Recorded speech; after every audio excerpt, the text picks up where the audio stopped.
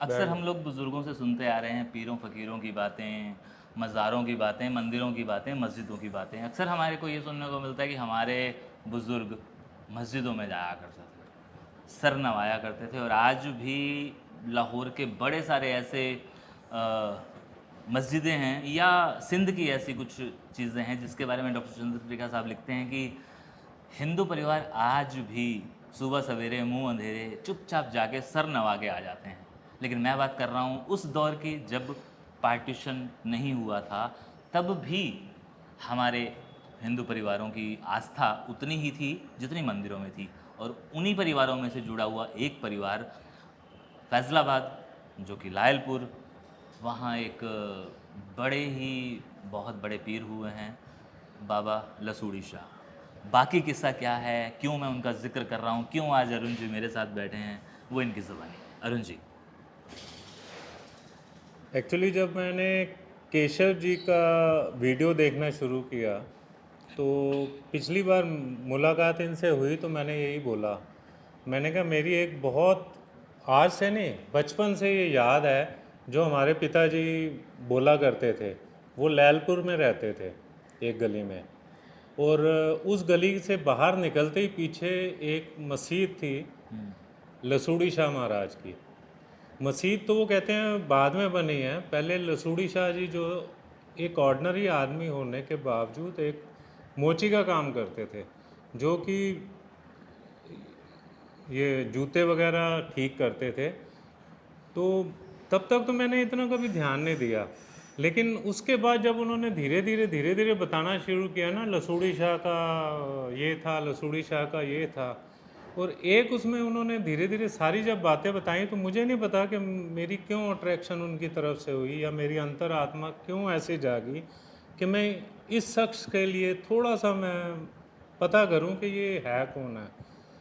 धीरे धीरे बात होते होते पता लगना शुरू हुआ कि लसूड़ी शाह जी की महत्ता क्या थी कि हमारी मेरी दादी हमारे पिताजी को या मेरी बुआ को, वो क्योंकि पीछे वाली गली में रहते थे तो वहाँ पर गायें वगैरह होती थी। पाकिस्तान में सबके यहाँ गायें वगैरह होती थी, घर पे ही सब कुछ हिसाब किताब होता था। तो गायें कभी बीमार हो जाती थी या गायें दूध नहीं देती थी। ये बड़ी अजीब सी बात है, ये जो मैंने अपने पिताजी के मुंह से सुना कि वो दादी मेरी पेड़ा बना के देती थी आटे का। आटे का पेड़ा बना के देती थी और कहती थी, क्योंकि पंजाबी थे मोस्टली वहाँ पर सारे, कि जा काका उत्थे लसूड़ी शाह को जा और एनु फूक लगवा के आ। मैं बड़ा हैरान हुआ, फूक लगवा के आ। कहते हाँ, वो फिर जाते थे पिताजी या बुआ मेरी जाती थी, वो पेड़ा जो हाथ में रखा होता था वो लसूड़ी शाह के यहाँ जाके वो पेड़े को लसूड़ी शाह जी 2 मिनट अपना काम छोड़ के उसको फूक मारते थे और कहते थे जा काका ले जा, दे देगी उन दूध तेरी गां, या ठीक हो जाएगी तेरी गां। अच्छा, ये बात जब मैं बचपन में सुनता था तो अच्छी तो लगती थी, एक स्टोरी टाइप है। जब जैसे ही मैं थोड़ा थोड़ा बड़ा होना शुरू हुआ तो मेरा जब रुझान थोड़ा अध्यात्म की तरफ हुआ, सूफ़ी संतों की तरफ हुआ, तो वो बात तब तक मेरे पिताजी शरीर में थे, जिंदा थे, तो मेरे अट्रैक्ट करने शुरू किए कि यार ये लसूड़ी शाह की कहानी मैं बार बार उनसे सुनता था, 2-3 बार बुआ जी से भी सुने। तो वो कहते हैं यार तू बार बार ये बात क्यों सुनता है। मैंने कहा मुझे नहीं पता कि मैं क्यों ये बात सुनता हूँ और मुझे क्यों अच्छा लगता है। जैसे लोग बाबा बुल्ले शाह की बात करते हैं, बाबा फरीद की बात करते हैं, वैसे ही मुझे ये बहुत अट्रैक्ट करते थे। क्योंकि फिर मैंने धीरे धीरे उनसे ये पूछा भी आगे, क्योंकि उनको वो अट्रैक्शन नहीं थी जो मुझे होनी शुरू हुई उनकी बातों से। उन्होंने तो दर्शन भी किए थे उनके। धीरे धीरे लसूड़ी शाह महाराज ने वहाँ पर अपनी दुकान धीरे धीरे बंद करके मस्जिद में अंदर जाना शुरू किया, और बात हुई तो, और आप सुन के बहुत हैरान होंगे कि मेरा ख्याल है जब भी मैं पूजा करता था मैं लसूड़ी शाह महाराज को ज़रूर याद करता था। मुझे नहीं पता क्यों, ना मैं कभी मिला हूँ उनसे, ना मैंने कभी उनकी फेस देखा है, ना कभी दर्शन किए हैं, ना कभी कोई फ़ोटो देखी है। लेकिन वो पापा की बात सुन के कि मुझे ऐसा लगा कि फूंक मारने से वो आदमी के अंदर सूफीज़म या जो सूफियाना होगा वो कितना ज़बरदस्त होगा, और वो कितने पाक पवित्र होंगे। पवित्र होंगे। हमारी भाषा में अगर बोलें तो वो जो सूफी संत थे, तब तक भारत पाकिस्तान का पार्टीशन नहीं हुआ था। तो और मैं आज तक याद करता हूँ, जब पिछली बार आए, मेरे ख्याल 6-8 महीने हो गए हैं इनको, केशव भाई को यहाँ आए, तो मैंने इनको बताया, तो इन्होंने इमीडिएट वहाँ किसी को कोई बात की या मैसेज दिया होगा, जो कि लसूड़ी शाह की मस्जिद के पास ही लैलपुर में रहता है, तो उन्होंने कुछ इनको बना के भी दिया, और वो कहते हैं कि आज भी वहाँ की मानता बहुत ज़्यादा मानता है वहाँ की, और जो कि मुझे आज भी अट्रैक्ट करती है, और मुझे लगता है कि मैं कभी जाऊँ और मैं वहाँ माथा टेकूँ अपना, या मैं सजदा करूँ।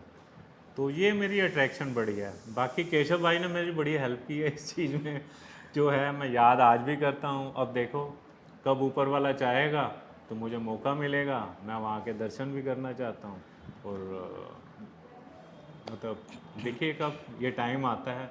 बाकी तो केशव जी लेके जाएंगे मुझे। नहीं, मैंने जिनसे बात की थी उन्होंने मुझे जो डेटा भेजा था वो वहाँ गए, और उनका बनाया हुआ वीडियो मैंने इन्हें इसलिए नहीं भेजा था, मैंने कहा नहीं, मैं जब जाऊँगा ना तब दिखाऊँगा। लेकिन इन बिटवीन हमारे आजकल जो फ़ोन्स होते हैं वो पता नहीं होता आपके हाथ से कब सरक जाते हैं, कब क्रैश हो जाते हैं। वही हुआ मेरे साथ, और मैं इनको वो डेटा नहीं दे पाया। लेकिन मैंने इनसे वादा ये ज़रूर किया कि आज आपके साथ जो गुफ्तगू कर रहा हूँ इसके बाद आपको एक नहीं कई सारे लोग बता देंगे उनकी महत्ता और उनकी मज़ार के बारे में, उनके आज के रसूख के बारे में, आज उनके उस पाक सकाफ़त के बारे में। तो फैज़लाबाद के जो शख्स हमारे इस वीडियो को सुन रहे हैं, जो लोग उस सड़क से गुज़रते हैं, क्योंकि ये हमें पता चला है कि वो ऑन रोड है, अच्छा, वो जो मज़ार है वो ऑन रोड है, तो लोग वहाँ से वहाँ आते पर एक जाते। सिनेमा हॉल भी था। अच्छा। ये अभी मेरे मामा जी हैं, मेरे बड़े मामा जी हैं, जो आज की डेट में 88 ईयर्स के हैं। अभी पिछले 2 महीने पहले मैं हरिद्वार गया था, तो उनसे मैंने बात की थी।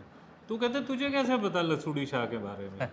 मैंने कहा ये तो पापा जी और बुआ जी बताते हैं, क्योंकि एक ही गली में रहते थे। तो उन्होंने ये बोला कि वो तो वहाँ पर गली के बाहर कहीं सड़क पे एक सिनेमा हॉल भी था, और उसके साथ वो मस्जिद या पीछे कहीं लगती थी लोकेशन पूरी जो है। कहते हैं उसकी तो बड़ी मानता थी। उन्होंने भी मुझे बोला अगर हो पाएगा तो मैं ज़रूर इंटरव्यू केशव भाई को बोलूँगा कि हरिद्वार जाके इंटरव्यू लें उनकी, क्योंकि वो वहाँ पर रहे हैं, उस गली में ही रहे हैं। क्या बात है। मेरी नहीं, बुआ भी आज 92 ईयर्स की है। तो पिछली बार जब मैं बात उनसे कर रहा था तो कहती वो तू मैनू क्यों पूछ रहे हैं, लसूड़ी शाह महाराज तू किन जानना है? मैं कहा पापा ही ने दसिया सी मैनू कि ਇਹ ਗੱਲ ਹੈ। ਕਹਿੰਦੀ ਹਾਂ ਉਹ ਮੈਂ ਜਦੋਂ ਪੇੜਾ ਲੈ ਕੇ ਜਾਂਦੀ ਸੀ ਨਾ, ਉਹ ਕਹਿੰਦੀ ਸੀ ਕਾਕਾ ਕੁੜੀਆਂ ਨਹੀਂ ਆਇਆ ਕਰ। ਮੈਂ ਪ੍ਰਸ਼ਾਦ ਲੈਣ ਜਾਂਦੀ ਸੀ ਤਾਂ ਵੀ ਕੁੜੀਆਂ ਨਹੀਂ ਆਏਗੀ, ਤੇਰੇ ਘਰ ਪਹੁੰਚ ਜਾਏਗਾ ਪ੍ਰਸ਼ਾਦ, ਤੂੰ ਨਾ ਆਇਆ ਕਰ ਇੱਥੇ, अंदर नहीं आना तू बिल्कुल भी। कहते ये लसूड़ी शाह जी महाराज उनको बोलते थे। तो ये जो अट्रैक्शन है मुझे नहीं पता, हो सकता है मैं क्यों इतना अट्रैक्ट हो रहा हूँ, जबकि मैं केशव भाई के साथ बॉम्बे भी रहा हूँ 20 साल, लेकिन मैंने, मेरा ख्याल है कि हर दिन जब भी पूजा की है मैंने उनको याद किया है, क्योंकि वो ऐसी शख्सियत होंगे जो मन में हैं, या और वो बहुत ज़्यादा फेमस नहीं है, जैसे बुल्ले शाह हो गए, बाबा फरीद हो गए, वैसे फेमस आदमी नहीं है। हाँ जी। लेकिन एक, जैसे मुझे ये पता है कि वो चप्पलें बनाते थे, मोची थे, तो मुझे ऐसा लगा कि वो संत रहीदास जैसे होंगे। बिल्कुल। तो जो अपना काम करते हुए और सारा कुछ करते हुए वो ये लोगों की करते सेवा। थे, लोगों की सेवा करते थे, और ऊपर वाले के साथ अटैच होंगे हर वक्त। बिल्कुल। तो ये चीज़ मुझे हो सकता है अट्रैक्ट बहुत ज़्यादा कर रही हो, जिसके बारे में मैं आज केशव भाई का थैंक यू वेरी मच करूँगा। थैंक यू है इनका बहुत कि ये मुझे ऐसा कर रहे हैं। हो सकता है आप में से कोई लोग बिल्कुल, बिल्कुल। हम तो वैसे भी यादों को पता नहीं कहाँ-कहाँ से खोजने की कोशिशें करते हैं, और बुज़ुर्ग तो हमें जो देते जा रहे हैं हमने ले लिया है, लेकिन अब बुज़ुर्गों के बाद जो ये पीढ़ी बैठी है, ये भी कभी कह देती है कि केशव मैं तेनों यार कुछ दसना सीगा, मैं तेनों ये चीज़ दसनी सीखी कि साढ़े फादर साहब एवें दसदे सीगे। तो उन्हीं में से ये चीज़ें जब हमारे सामने आती है तो लगता है कि नहीं, कुछ भी छूटे ना। क्योंकि वो यादें सुनाने वाले लोग भले ही चले गए, लेकिन अपनी बातें, अपनी अपनी यादें इस जनरेशन को दे गए हैं, इस जनरेशन को दे गए हैं। और ये जो ख़जाना इकट्ठा हो रहा है ना, ये भी हमारे पास नहीं रहने वाला, हमारे बाद हमारे आने वाली जनरेशन के पास चला जाएगा, फिर आगे और फिर आगे। तो इस तरह से ये दुनिया चलती रहेगी। और हमारे देखने वालों से गुजारिश कि फैज़लाबाद के लसूड़ी शाह वाली मज़ार की अगर आप हमें ताज़ा तरीन तस्वीरें या कोई वीडियो देंगे, और जिस सिनेमा हॉल का ये ज़िक्र कर रहे हैं उसकी ज़रूर दीजिएगा, ताकि हमें भी तो पता चले कि आज़ादी से पहले कौन सी ऐसी फिल्में थी जो उस सिनेमा हॉल के अंदर हमारे बुज़ुर्गों ने देखी थी। शुक्रिया। एक बात मैं और आपको बोलना चाहता हूँ कि मैंने अपनी ज़िंदगी के 20 साल एज ए फ़ोटोग्राफ़र मुंबई में गुजारे हैं, जो कि अब मुंबई है, पहले बॉम्बे था। मैं वहाँ पर मोस्टली बुधवार को मंदिर जाता था। पहले सिद्धि विनायक मंदिर जाना, उसके बाद मैंने माहिम चर्च है जो कि बहुत ही फेमस है वहाँ पर, और लोग इसलिए फेमस है कि लोग ये बोलते हैं कि वहाँ चर्च में बुधवार को जो जाएगा, जिसका कोई घर नहीं होगा, उसका बॉम्बे में घर बन जाता है। तो मैं वहाँ जाता था, और उसके साथ ही लगी हुई माहिम दरगाह है जहाँ मैं हर बुधवार को दर्शन करने जाता था। मैं इसलिए ये बात बोल रहा हूँ कि मन में मेरे कभी भी ऐसा नहीं हुआ कि मैं मंदिर होके निकल जाऊँ और माहिम दरगाह मेरे बगल में पड़ती है वहाँ ना जाऊँ, और वहाँ पर जो चर्च है वहाँ ना जाऊँ। ये मेरा एक 20 साल का रूटीन था कि जब मैंने उस रोड पे जाना है, मैं तीनों जगह पे होके मैं जाता था। ये कृपा किसकी है? बाबा लसूड़ी शाह की है, या किसी और पीर फ़कीर की है, या किसी भगवान की है? मैं ये कुछ नहीं जानता।